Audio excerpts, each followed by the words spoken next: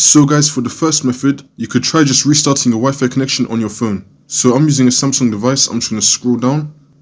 Now I'm just going to turn off my Wi-Fi and then turn it back on again. See if that works for you. If that's still not working for the second method, you want to hold on WhatsApp. Now you want to click on app info. Now once you're on this, you want to scroll down till you get to storage. You want to click on storage. Now if you look on the bottom, it's going to be saying clear cache. You want to click on clear cache, see if that works for you. Now for the third method, you want to head over to the Play Store or the App Store. We're going to search for WhatsApp. Now once you're on this, make sure that your WhatsApp currently has no updates that need to be done. If it does, then just install the update, see if that works for you. And now for the last method, just try simply restarting your phone. So just hold on your power button and then click on restart.